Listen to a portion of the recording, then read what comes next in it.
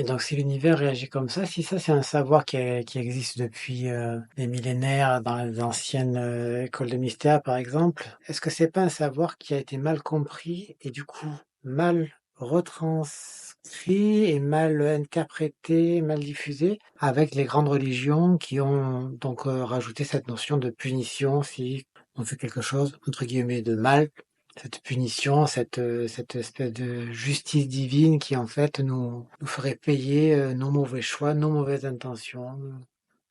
Alors oui, ce sont des systèmes de croyances, hein, la religion. Donc forcément, on est, donc basé sur des systèmes de croyances humains. Donc forcément, il y a des notions qui sont apparues, de culpabilité, de mal faire.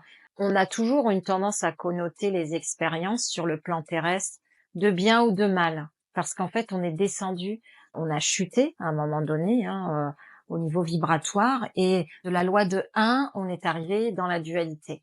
Et donc, à travers cette dualité, il y a toutes ces notions opposées, donc bien, mal, haut, bas, froid, chaud, enfin voilà, tout ce qui concerne les opposés. Et donc, on a tendance à juger les expériences de bien ou de mal. Au regard de l'âme, évidemment, il n'y a pas de bien ou de mal, il y a juste une expérience.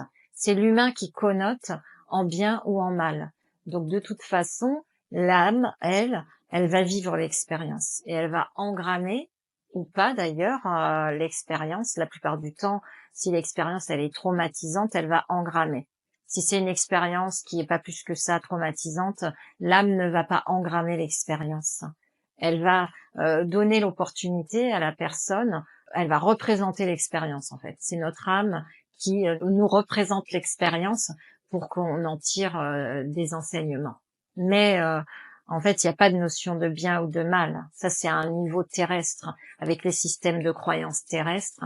Mais sur l'évolution de l'âme et sur les niveaux vibratoires élevés, on n'a plus ces notions de culpabilité, de honte, de bien, de mal. Ça, c'est des systèmes de croyances terrestres, quoi. Et c'est relié à la matrice inversée.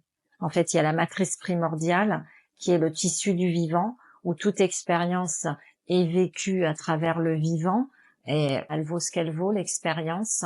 L'âme va la traverser.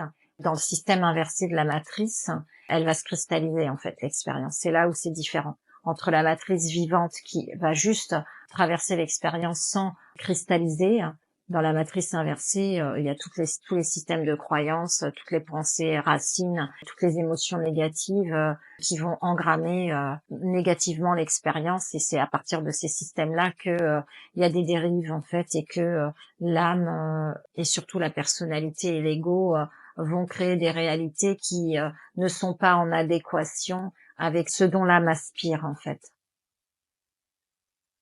OK. Mais là, c'est pas moi qui parle, hein. Ah, OK. Non.